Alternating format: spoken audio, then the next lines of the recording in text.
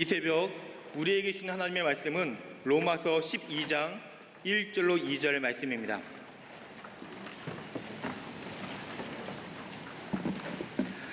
로마서 12장 1절로 2절의 말씀, 저와 여러분들이 한 목소리로 읽으실 텐데 우리 남교회, 서교회, 전 세계 곳곳에서 인터넷으로 함께 예배하신 모든 분들도 함께 한 목소리로 읽도록 하겠습니다. 그러므로 형제들아, 내가 하나님의 모든 자비하심으로 너희를 권하노니 너희 몸을 하나님이 기뻐하시는 거룩한 산제물로 드리라. 이는 너희가 드릴 영적 예배니라. 너희는 이 세대를 본받지 말고 오직 마음을 새롭게 함으로 변화를 받아 하나님의 선하시고 기뻐하시고 온전하신 뜻이 무엇인지 분별하도록 하라. 아멘. 호레산 기도회 28일째입니다.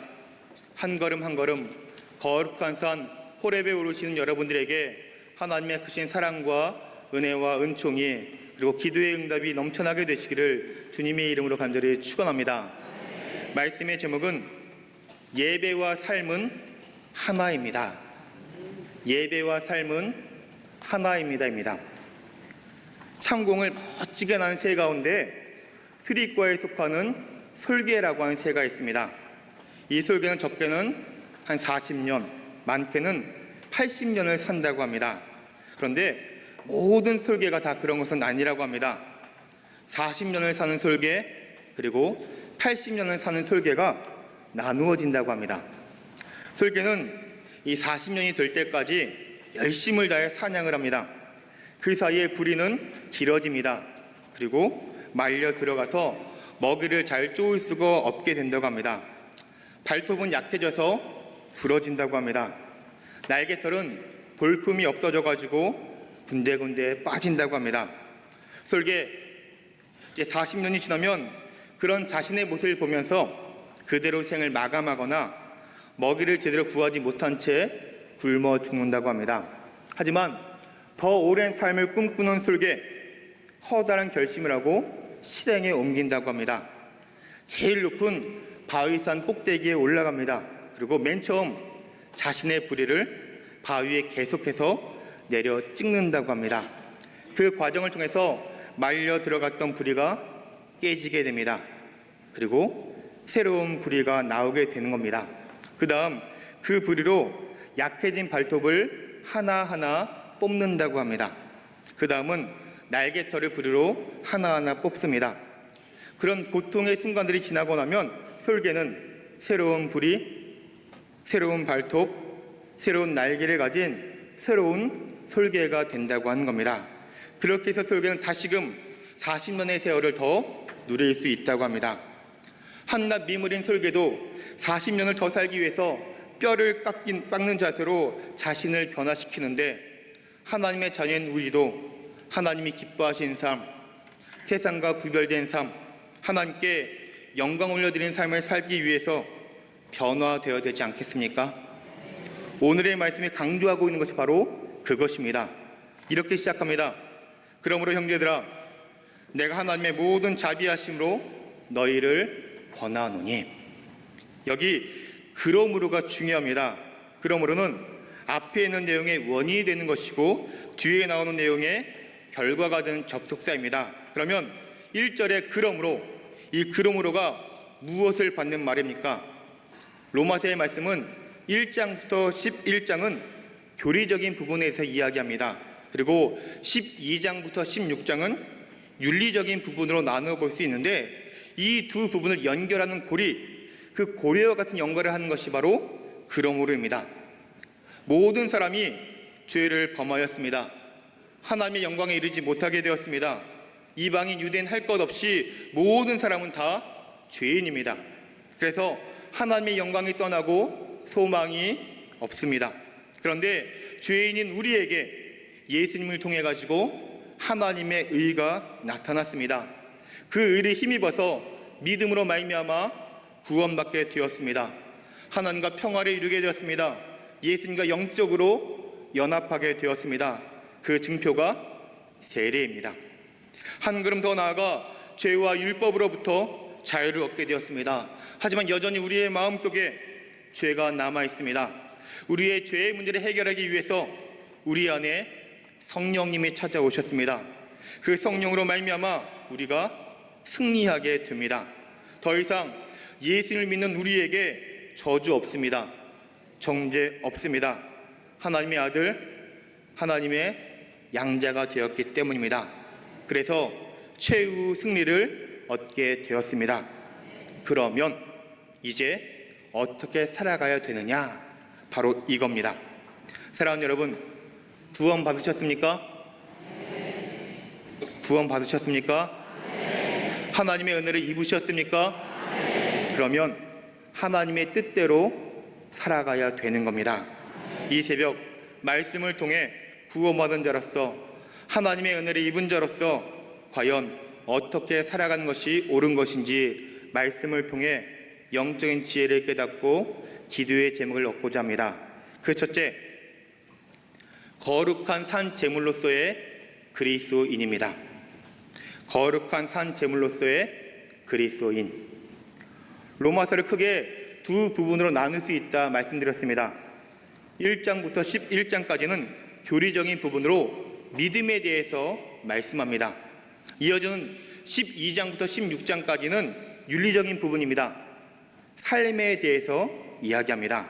그러면 1장부터 11장 그 믿음의 내용이 무엇입니까? 무엇을 믿으라고 하는 겁니까? 한 문장으로 요약하면 이겁니다. 예수님이 우리를 위해 행하신 일. 무엇을 믿는 겁니까? 예수님이 우리를 위해 행하신 일을 믿는 겁니다.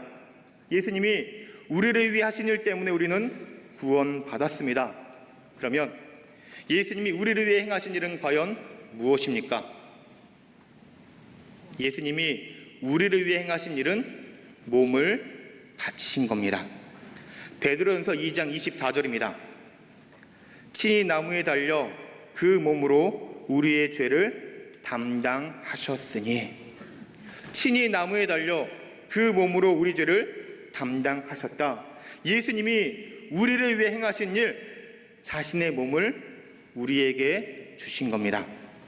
예수님은 우리에게 몸을 주셨습니다.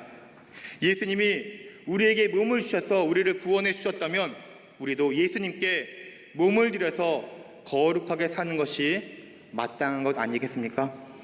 1절을 다시 한번 보십시오. 그러므로 형제들아, 내가 하나님의 모든 자비하심으로 너희를 권하노니 너희 몸을 하나님이 기뻐하시는 거룩한 산 제물로 드리라. 이는 너희가 드릴 영적 예배니라. 죽은 제물을 드리라고 했습니까? 아닙니다. 산 제물을 드려라 이야기합니다. 우리가 알고 있다시피 또한 레위기의 말씀을 통해서 우리가 배웠듯이 구약의 제물은 죽여서 드렸습니다. 죽은 것을 드린 것이 아니었습니다. 죽여서 드렸습니다. 이미 죽은 것 하나님께 드릴 수 없었습니다.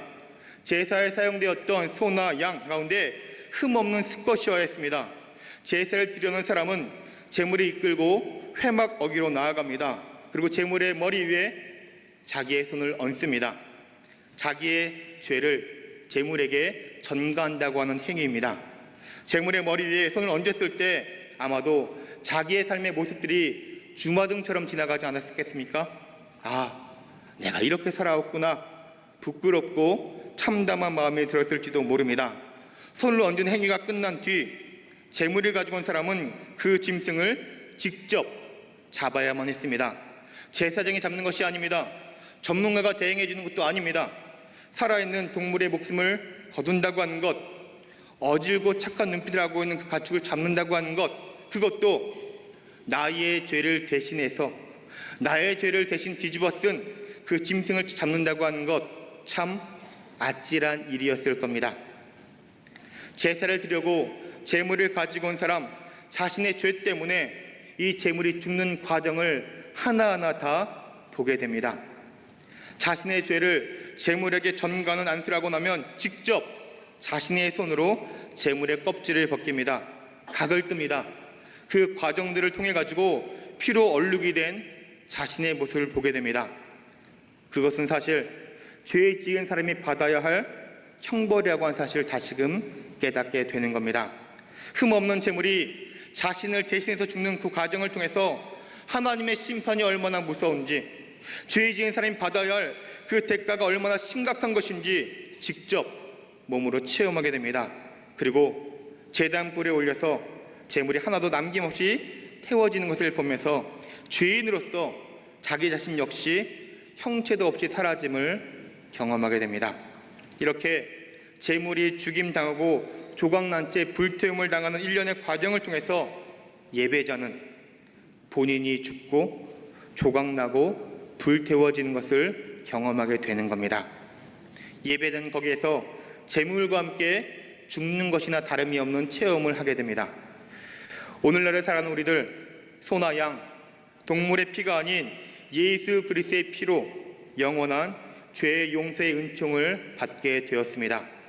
우리는 예수 그리스도와 함께 죽었습니다. 그러나 거기서 끝나는 것이 아닙니다. 죽은 자 가운데서 예수 그리스도와 함께 다시 살아났습니다. 거룩한 존재로 새 생명을 얻게 되었습니다. 우리가 너무나 잘 알고 있는 고린도후서 5장 17절은 분명히 말씀합니다. 그런즉 누구든지 그리스도 안에 있으면 새로운 피조물이라. 이전 것은 지나갔으니 보라 새 것이 되었도다. 아멘. 너무나도 유명한 이 말씀, 그런데 이 말씀 가운데 가장 중요한 단어가 있습니다. 그리스도 안에. 그리스도 안에. 그리스도 안에. 이 그리스도 안에 있다고 하는 말이 함축하고 있는 것이 무엇입니까? 안에 있다라는 것은요, 지금 현재성을 의미하고 있는 겁니다. 과거 언젠가 안에 있었던 것이 아닙니다. 지금 이 순간에도 그 안에 들어가 있는 겁니다. 간헐적인 은혜의 경험이 아닙니다. 지속적인 은혜의 날들을 살아가는 겁니다. 따라서 과거의 상태가 아니라 지금의 상태, 그리스도 안에 있다, 이 말은 지금 내가 예수님과 함께 있다고 하는 것을 의미하는 겁니다. 여러분, 그래서 무엇이 되는 겁니까? 산 재물, 살아있었던 재물이 아니라 지금 살아있는 재물이 되는 겁니다. 그러면 지금 살아있는 우리 자신의 삶, 누구의 것입니까? 그것은 대속의 은혜로 새로이 덤으로 주신, 선물로 주신 새로운 인생을 우리가 살아가게 되는 겁니다. 그래서 예배자는 그 구원의 은혜가 너무나 감사해서 이제는 나를 위해서가 아니라 주님을 위해 살겠노라 다짐하고 결단하게 되는 겁니다. 사랑하는 여러분, 바로 이것이 우리의 모습이 되어야 될 줄로 믿습니다. 예수님이 자신의 몸을 십자가에 내놓은 것이 우리의 구원이라면 이제는 우리가 우리의 몸을 죽이는 것이 거룩입니다. 예수님의 죽음이 구원이요 나의 죽음은 거룩입니다. 이것이 거룩한 산 제사가 되는 겁니다. 이 제사를 통해 죄 가운데에는 내 자신은 죽어지고 예수님으로 다시 사는 우리 모두의 삶이 되시기를 주님의 이름으로 간절히 기도합니다. 오늘 한날도 흠없는 제물이 되신 그 주님을 깊이 묵상하며 우리의 삶을 말씀에 비추어 다시금 다짐하시고 결단하시고 새로워지시는 우리 모두의 삶이 되시기를 주님의 이름으로 간절히 축원합니다. 두 번째로, 구별된 삶을 드리는 그리스도인입니다. 구별된 삶을 드리는 그리스도인. 우리의 몸을 하나님이 기뻐하시는 거룩한 산 제물로 드리라, 이렇게 말씀했습니다. 하나님께 나아가는 이들은 제물을 가지고 나아갔습니다. 그런데 이 예배라고 하는 것, 제물을 바치는 데에서 끝나면 안 됩니다. 제물을 바치는 행위도 반복이 되다 보면 어떻게 됩니까? 틀에 박힌 일이 되고 맙니다.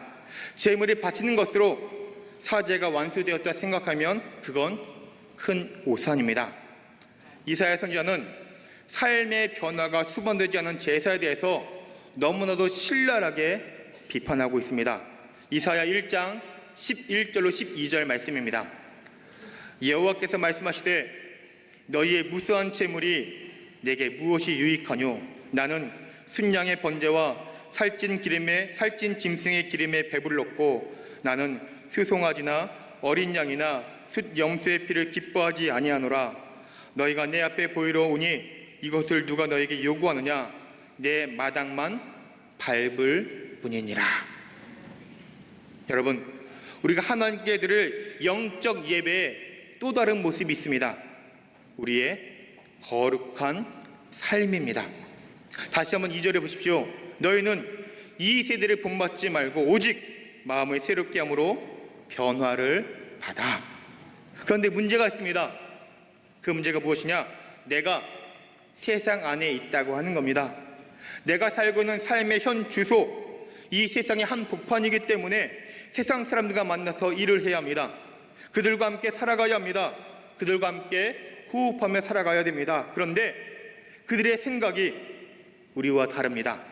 그들의 사는 방법이 우리와 다릅니다. 가치관이 다릅니다. 소속이 다릅니다. 바로 여기에 우리의 갈등이 있고 우리의 고민이 있지 않습니까? 어떻게 하면 이들과 함께 더불어서 잘 살아갈 수 있을까요? 요한일서 2장 15절로 17절의 말씀에 보니까 우리가 고민하고 있는데, 갈등하고 있는데 성경은 분명하게 단호하게 우리에게 말씀합니다. 이 세상이나 세상에 있는 것들을 사랑하지 말라. 누구든지 세상을 사랑하면 아버지의 사랑이 그 안에 있지 아니하니 이는 세상에 있는 모든 것이 육신의 정욕과 안목의 정욕과 이생의 자랑이니 다 아버지께로부터 온 것이 아니요 세상으로부터 온 것이라. 이 세상도 그 정욕도 지나가되 오직 하나님의 뜻을 행하는 자는 영원히 거하느니라. 아멘. 세상에 있는 것을 사랑하지 말라. 누구든지 세상을 사랑하면 아버지의 사랑이 그 안에 있지 않다. 고민하는 우리에게, 갈등하는 우리에게 성경은 너무나도 단호하게 분명하게 말씀하고 있습니다. 거대한 댐이 무너지는 것, 여러 원인들이 있겠지만 가장 심각한 것은 균열 때문이라고 이야기합니다. 비가 갑자기 많이 와서 급속도로 유량이 많아지는 것, 그 천재지변은 어쩔 수 없지만 댐벽에 자그마한 금이 가는 것, 틈이 생기는 것, 균열이 있는 것, 이것은 인재입니다. 그래서 댐을 건설할 때 금이 가지 않도록, 틈이 생기지 않도록, 균열이 되지 않도록 아주 정교하게 치밀하게 건축을 합니다. 아주 작은 실금 하나 때문에 엄청난 재앙이 불러올 수 있기 때문입니다. 여러분, 신앙도 마찬가지입니다. 일상에 작은 균열이 생기면, 일상에 작은 틈이 생기면 그 하나로 인해 가지고 은혜가 새어나갑니다. 바닥이 드러납니다. 작은 실금 하나 때문에, 작은 틈 하나 때문에 우리가 무너질 수 있다고 하는 겁니다. 특별히 그리스도인들의 거룩한 삶은 이웃과의 관계를 통해 드러납니다. 하나님께 예배를 드린 사람, 하나님의 사랑을 이웃에게, 온 세상에 흘려보내는 축복의 통로가 되어야 합니다. 이웃사랑, 관념이 아니라 머릿속에만 있는 것이 아니라 우리의 삶 가운데서, 우리의 손을 통해서, 우리의 발을 통해서 실천해야 되는 구체적인 삶의 모습입니다. 성경에 보니까 이웃사랑의 모습들을 이렇게 설명하고 있습니다. 밭에서 난 곡식 거둘 때에 밭 구석구석까지 거두어들이지 말라고 이야기합니다. 떨어진 이삭을 줍지 말라고 이야기합니다. 이웃을 속이지 말 것, 이웃을 억누르거나 이웃의 것을 빼앗지 말라고 이야기합니다. 품꾼의 싹을 가로채지 않는 것, 듣지 못한 사람이라고 하여 저주하지 않는 것, 보지 못한 사람에게 걸려 넘어질 것을 갖다 놓지 않는 것, 재판을 공정하게 하는 것, 남을 헛들지 않는 것, 이 목록들 한없이 늘어날 수 있는 이웃사랑의 실천의 모습들 아니겠습니까?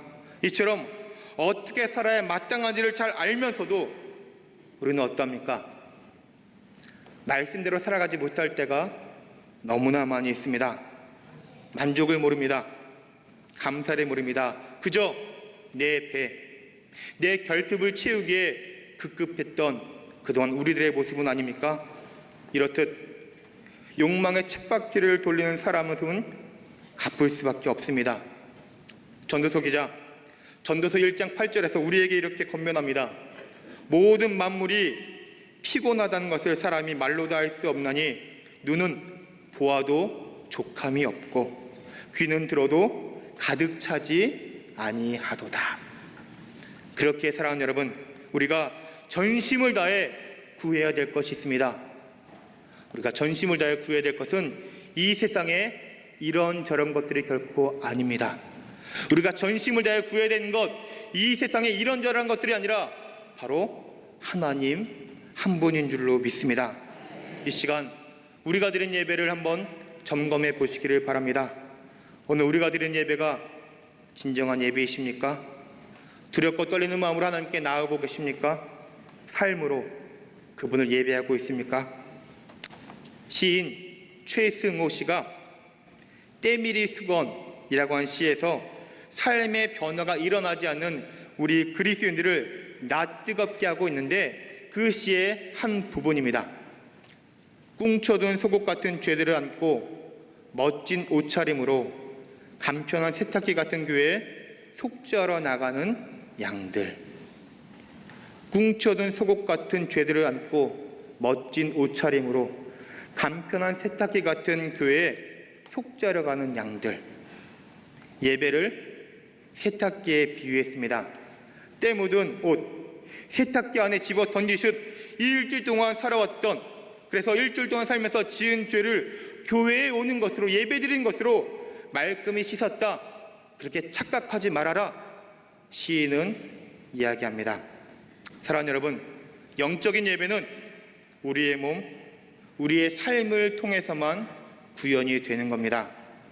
이 시대에 교회가 비판을 당하고 복음이 외면당하는 가장 큰 이유가 무엇입니까? 예수를 믿는다고 하는데, 교회를 다닌다고 하는데 세상과 우리가 적당히 타협하고 있기 때문은 아닙니까? 이럴 땐 이렇게, 저럴 땐 저렇게 마음대로 갖다 붙이고 무거운 십자가는 외면한 채 복 받기만을 원하는 사람들이 너무 많아졌기에 복음이 외면당하는 것은 아닙니까? 사랑하는 여러분, 우리는 달라야 합니다. 구별되어야 합니다. 거룩해져야 합니다. 기도의 자리를 다른 것과 타협하지 마십시오. 섬김의 태도를 어떤 환경과 타협하지 마십시오. 작은 얼룩이 들기 시작하면, 적당히 타협하기 시작하면 이미 더러워진 겁니다. 이 세상과 구별된 삶을 살겠노라 십자가 앞에서 거룩한 다짐을 하시는 이 새벽, 우리 모두가 되시기를 주님의 이름으로 간절히 축원합니다. 끝으로 하나님의 뜻을 분별하는 그리스도인입니다. 하나님의 뜻을 분별하는 그리스도인. 2절입니다. 너희는 이 세대를 본받지 말고 오직 마음을 새롭게 함으로 변화를 받아 하나님의 선하시고 기뻐하시고 온전하신 뜻이 무엇인지 분별하도록 하라. 아멘. 예수 그리스도로 말미암아 구원받은 새로운 삶을 살게 된 우리들, 과연 어떻게 살아가야 합니까? 거룩한 산 제물이 되어야 합니다. 이 시대와 구별되어야 합니다. 그런데 안타까운 것, 우리의 마음대로, 우리의 생각대로, 우리의 뜻대로 되지 않는다라는 겁니다. 우리가 살펴보았던 로마서 7장 19절 말씀해 보니까 이렇게 이야기합니다. 너희가 원하는 바 선은 행하지 아니하고 도리어 원하지 아니하는 바 악을 행하는 도다. 선을 행하고 싶은데 자꾸만 악으로 나아가는 우리의 마음, 우리의 발걸음이라고 하는 겁니다. 많은 그리스도인들이 질문합니다. 구원받았는데 왜 내 삶은 여전히 똑같습니까? 왜 나는 은혜 받는 그때에만 반짝하고 사흘만 지나면, 아니 교회당 문을 나서는 그 순간 왜 나는 예전과 똑같은 모습으로 돌아갑니까? 예수님은 말씀을 통해 우리에게 분명히 말씀하셨습니다. 마태복음 7장 21절입니다. 나더러 주여 주여 하는 자마다 다 천국에 들어갈 것이 아니요 다만 하늘에 계신 내 아버지의 뜻대로 행하는 자라야 들어가리라. 하늘에 계신 아버지의 뜻대로 행하는 자야 들어갈 수 있다 이야기합니다. 밤낮 주님 주님 주님 외쳐야 못 들어간다고 하는 겁니다. 하늘에 계신 내 아버지의 뜻대로 행하는 자, 그 아버지의 뜻대로 행하는 자야 들어갈 수 있다고 성경은 분명히 말씀하고 있습니다. 그래서 우리가 반복해서 계속해서 우리의 마음에, 우리의 심령에 새겨야 할, 품어야 할 기도가 있습니다. 바로 겟세마네의 기도입니다. 아버지여, 만일 아버지의 뜻이거든 이 잔을 내게서 옮기시옵소서. 그러나 내 원대로 마옵시고 아버지의 원대로 하옵소서. 하나님의 뜻만이 선하십니다. 하나님의 뜻만이 완전하십니다. 이것이 우리가 구해야 되는 것입니다. 하나님의 뜻. 겟세마네 기도의 장면을 주의 깊게 살펴보면 반복이 있었다고 하는 것을 우리는 보게 됩니다. 어떠한 반복이냐? 기도에 반복이 있었음을 우리는 보게 됩니다. 예수님이 제자들에게 말씀하십니다. 누가복음 22장 40절입니다. 유혹에 빠지지 않게 기도하라 하시고, 또 46절입니다. 시험에 들지 않게 일어나 기도하라. 그리고 예수님 자신도 기도하십니다. 41절입니다. 무릎을 꿇고 기도하여. 44절입니다. 더욱 간절히 기도하시니. 여러분, 이 반복을 통해 가지고 성경은 두 존재를 분명하게, 극명하게 대조하고 있습니다. 어떠한 대조냐? 기도하는 사람, 기도하지 않는 사람. 성경 분명히 이야기합니다. 겟세마네 기도는 우리에게 분명히 깨닫게 해줍니다. 기도하는 사람과 기도하지 않는 사람. 여러분, 하나님의 뜻을 분별하는 가장 좋은 방법 무엇입니까? 기도하는 겁니다. 기도하는 사람만이 하나님의 뜻을 분별할 수 있는 겁니다. 다시 한번 누가복음 22장 42절을 보겠습니다. 이르시되 아버지여, 만일 아버지의 뜻이거든 이 잔을 내게서 옮기시옵소서. 그러나 나의 원대로 마옵시고 아버지의 원대로 되기를 원하나이다. 아멘. 여러분들은 믿음이 좋으셔서 아멘 이렇게 하시는데요, 사실 이 대목은 이해가 잘 되지 않는 부분입니다. 예수님은요, 십자가를 지셔야 됐습니다. 그리고 예수님 본인도 내가 십자가를 져야 된다, 내가 십자가를 진다 반복해서 말씀해 주셨습니다. 그런데 이제 와서 하신 말씀이 무엇입니까? 아버지, 만약에 가능하다면, 할 수 있다면 십자가 안 지면 안 될까요? 좀 어려울 것 같아요. 힘들 것 같아요. 고민이 살짝 됩니다. 그런데 우리 주변에 이런 사람들 꼭 있지 않습니까? 마지막에 가서 변덕 부리는 사람들. 그런데 예수님의 기도가 마치 그렇게 여겨집니다. 어떻게 안 하면 안 될까요? 피하면 좋겠는데요. 그런데 예수님의 기도는 거기서 끝나지 않았습니다. 더 기도하십니다. 그런데 더 기도한 그 내용이 무엇입니까? 나의 원대로 마옵시고 아버지의 원대로 하옵소서. 무슨 말씀입니까? 내 마음이 흔들려도, 내 마음이 이래도 하나님 아버지의 뜻에 따르겠습니다. 하나님 아버지의 뜻에 순종하겠습니다. 여러분, 여러분의 기도는 어떠십니까? 나만을 위한, 우리 가족만을 위한 일방적인 요구가 많지는 않으셨습니까? 우리는 기도할 때 내 뜻을 채우는 것이 아니라 하나님의 뜻이 이루어지기를 기도해야 될 줄로 믿습니다. 예수님도 십자가를 안 지셨으면 좋겠다 여기셨습니다. 싫으셨습니다. 그런데 무작정 싫다 두렵지 않으셨습니다. 아버지의 뜻이 이루어지게 해달라고, 그것을 위해서 더욱더 더 기도하셨습니다. 자기의 뜻을 내려놓으시고 하나님의 뜻이 온전히 설 수 있도록. 어떻게 이것이 가능합니까? 그래서 겟세마네 기도는 예수님의 자기 자신과의 싸움이라고 해도 틀리지 않을 겁니다. 하기 싫은 나를 죽이는 것, 그리고 아버지의 뜻을 담아내는 것, 내 자아를 죽이고 하나님의 뜻으로 변화되는 것. 여러분, 이것이 복음입니다. 기도했는데 응답이 없으십니까? 기도했는데 변화되지 않으십니까? 그 기도가 내 만족, 이기적인 기도는 아니었는지 한번 곰곰이 생각해 보시기를 바랍니다. 야고보서 4장 2절로 3절은 분명히 말씀합니다. 너희는 욕심을 내어도 얻지 못하여 살해나며 시기하여도 능히 취하지 못함으로 다투고 싸우는도다. 너희가 얻지 못함은 구하지 아니하기 때문이요 구하여도 받지 못함은 정력으로 쓰려고 잘못 구하기 때문이니라. 예수님의 기도는 결코 그러지 않으셨습니다. 나의 뜻을 버리고 아버지의 뜻을 구하는 기도였기에 올바른 기도였고 응답이 되는 기도였습니다. 여러분, 나만을 위한 이익심으로 가득 찬 기도였다면 이제는 회개해야 합니다. 누가 먹을 것을 위해, 입을 것을 위해, 마실 것을 위해서 기도하라고 했습니까? 산상수훈 말씀해 보니까 마태복음 6장 32절에 이렇게 말씀합니다. 너희 하늘 아버지께서 이 모든 것이 너희에게 있어야 할 줄을 아시느니라. 너희는 먼저 그의 나라 그의 의를 구하라. 그리하면 이 모든 것을 너희에게 더하시리라. 그래서 하나님을 구하면, 하나님의 뜻을 담아내면 그 모든 필요한 것들을 넉넉히 채워주신다. 우리 주님 분명히 약속해 주셨습니다. 운동 경기를 보다 보면 감독이 작전 타임을 요청할 때가 있습니다. 호루라기가 울립니다.